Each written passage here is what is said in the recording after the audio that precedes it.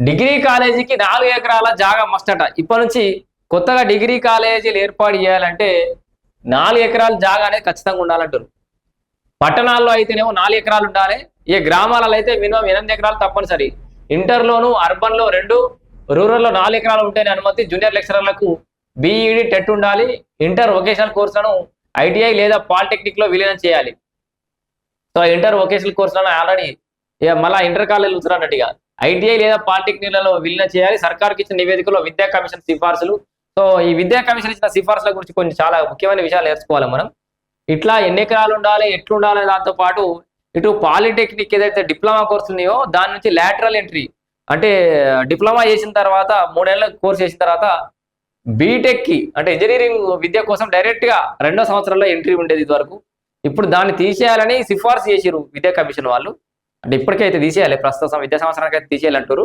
But సిఫార్సులు అయితే చేసిరు, తీసేస్తేనే మంచిది. ఎందుకంటే అది ఏదో ఇంజనీరింగ్ కాలేజీ పంపించి ఒక ఫీడర్ వ్యవస్థ లాగా తయారైంది డిప్లొమా వ్యవస్థ తప్పితే స్కిల్స్ ఉంటలేవు అని చెప్పేసి. సో మరి చూడాలి, అది కూడా ఒక రకంగా మంచి ఆలోచనే. ఇక అపార్ట్మెంట్లలో కాలేజీలకు నో పర్మిషన్. ప్రస్తుతం రాష్ట్రంలో అనేక ప్రైవేట్ డిగ్రీ కాలేజీలను నిబంధనల విరుద్ధంగా అపార్ట్మెంట్లు కమర్షియల్ కాంప్లెక్స్లలో నడుస్తున్నాయి. మనకు తెలుసు హైదరాబాద్ లో ఆడిడ మొత్తం అపార్ట్మెంట్లే.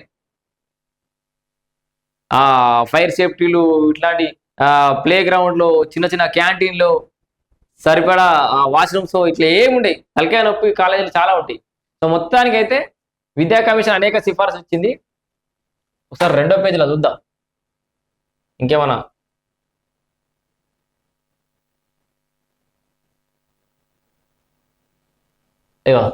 వీటిని చెక్ పెట్టేలా కమిషన్ కఠినమైన నిబంధనలు ప్రతిపాదించింది. కమిషన్ సిఫార్సుల ప్రకారం డిగ్రీ కాలేజీకి అర్బన్ ఏరియాలో కనీసం 4 ఎకరాలు ఉండాలి. గ్రామీణ ప్రాంతాల్లో ఒక 8 ఎకరాల సొంత స్థలం ఉండాలి. దీనిలో పట్టణాల్లో 15%, గ్రామాల్లో 30% స్థలాన్ని గ్రీనరీ కోసం కేటాయించాలని సూచించింది. భవిష్యత్తులో నిర్మించే భవనాల కనీసం 100 ఏళ్ల పాటు నిలిచేలా నాణ్యతా ప్రమాణాలు పాటించాలని కమిషన్ స్పష్టం చేసింది. మరోపక్క జూనియర్ కాలేజీల్లోనూ ల్యాండ్ విధానం అమలు చేయాలని ప్రతిపాదించింది. పట్టణాల్లో కనీసం 2 ఎకరాలు, గ్రామీణ ప్రాంతాల్లో 4 నుంచి 5 ఎకరాల సొంత స్థలం ఉంటేనే జూనియర్ కాలేజీలకు అనుమతి ఇవ్వాలని పేర్కొంది. మంచిది. జైలాలు వేసినట్టు తీసుకుపోయి చిన్న చిన్న కుక్కి కోళ్ళ ఫానాలు వేసినట్టు పోరాలని ఆ బిల్లులలో చదివితే మనకి ఏడమైండ్ పని చేస్తుంది. ప్రశాంతంగా గవర్నమెంట్ స్కూల్ పెద్దగా చుట్టూ చెట్లు ఉండి చల్ల గాలి కిటికీలకే వస్తుంటే ఎంతమంది చదువుకుంటారు? ప్రశాంతంగా మైండ్ పని చేస్తుంది. గట్లా ఇంటర్ కాలేజీలకు కూడా మంచిగా జాగ్ ఉండాలి, గ్రీనరీ ఉండాలి, ప్లే గ్రౌండ్ ఉండాలి.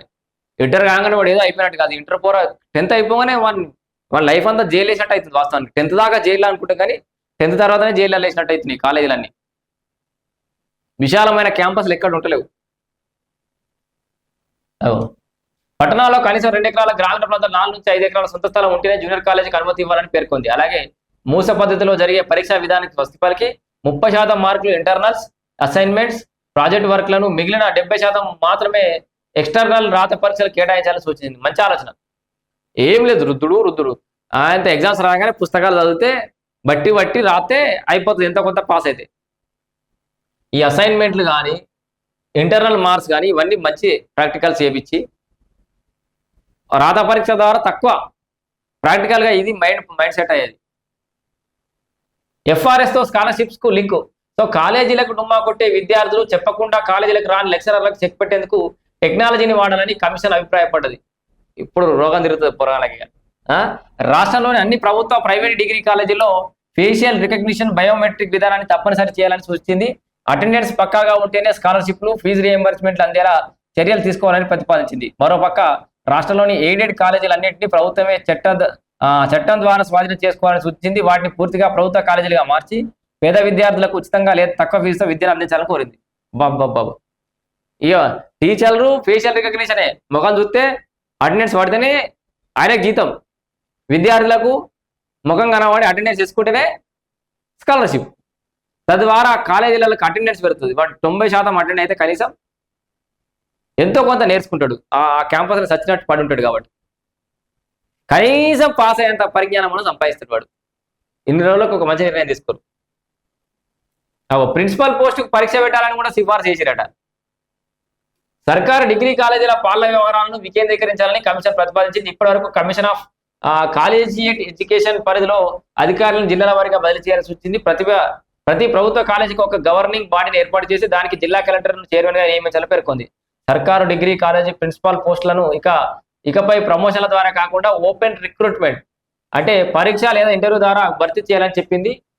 రాష్ట్రంలో ఒక్కో యూనివర్సిటీకి ఒక్కో రకంగా పరీక్ష నిర్వహిస్తుండటంతో విద్యార్థులు ఇబ్బంది పడుతున్నారని, దీన్ని నివారించేందుకు అన్ని యూనివర్సిటీలకు ఒకే అకాడమిక్ క్యాలెండర్ ఉండాలని కమిషన్ అయితే స్పష్టం చేసింది. చాలా విషయాలు కూడా స్పష్టం చేసింది. దీని గురించి ఇంకొక స్పెషల్ సపరేట్ డిబేట్ అయితే పెట్టుకునే ప్రయత్నం చేద్దాం.